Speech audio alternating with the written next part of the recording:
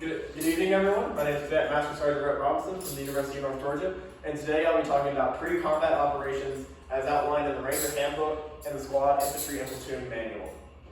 So, here's our mission. One thing about pre-combat inspections is that they're going to be different for every mission you do. It's all going to be tailored to the operation. So I've just kind of designed this very simple operation to walk through, so we kind of have a starting point of where to start from.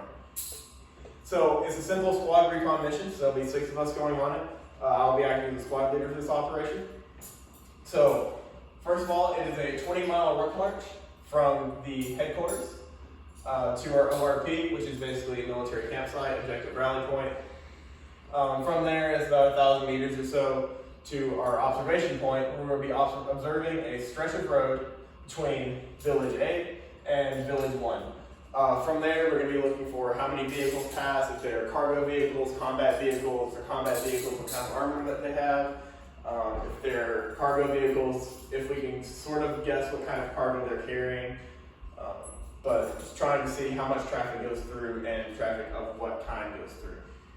So we have this stated here again, mission, conduct a 4-day recon mission on a road connecting 2 villages. A few conditions we need to consider. This is very important when you're coming up with a packing list.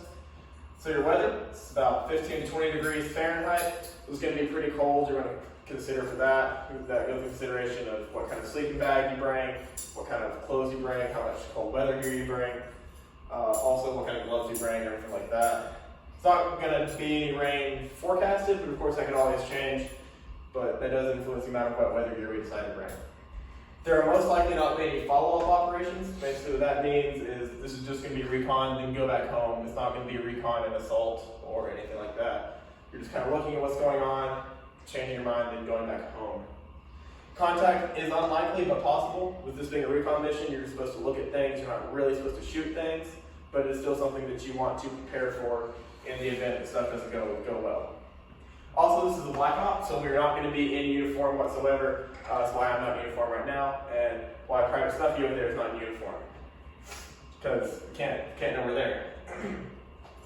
So, a few mission essential gears that you're going to look for on each one of your soldiers before you step off. You're going to make sure they have a notepad and pen. It's a recon mission, you want to know what goes by, so you need to be able to write down everything that goes by. All your personal protective equipment. So that's going to be your helmet, your safety glasses, your gloves, your ear probe, so any sort of like hearing protection. We look for 4 magazines as well as a compass. Again, it's a 20-mile march there, so you want to make sure you don't get off target on that march. So we're going to do a pre-combat inspection before we actually step off on the mission. This is done directly before you leave the secure area of the headquarters. Prior to this, only a day or so before, you would do a full gear layout and go over the entire packing list, make sure everybody has everything, but due to time, we're just going to skip right to the inspection part. So Private Stuffy, if you'll come over here. So this is Private Stuffy. He's going to be one of my guys going off this operation. So what we're going to do is basically go top to bottom inspection, and I kind of like to do a little zigzag pattern going down just to make sure he has everything. First thing I've noticed, his helmet's not on right, it's actually on backwards, so we're going to fix that for him.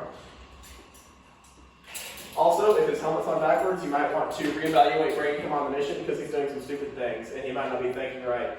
He might be a little hungover from the night before, or he might have had some head trauma that you need to address. Alright, also, you're going to make sure he flips his head protection down. Make sure he has batteries in it, because it's going to be less combat effective if there's not batteries in there. Alright? So then you're going to come down and kind of diagonal pattern, make sure everything looks good. I'm seeing a lot of things unbuckled, so you're going to make sure that those actually get buckled. One thing that's kind of good here is that he tied these straps down. You don't want these straps flapping around, getting caught in things, making noise. So it's best if he has them tied down.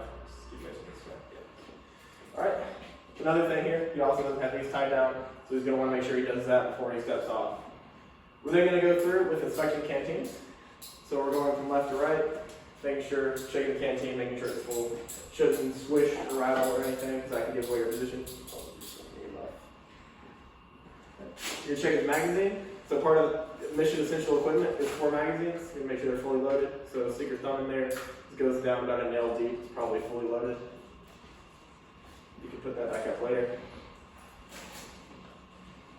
Then make sure you have a compass, another part of mission essential equipment. So I'll just be tied down to his gear, so if it falls out of his pack, he won't lose it. Make sure he has his first aid kit and a tourniquet available, because if his arm falls off, we're not going to have time to dig through his backpack to try to find it. Make sure he has face paint, because this is a recon mission, it's supposed to be stealthy. You don't want people seeing you. Somebody's going to have.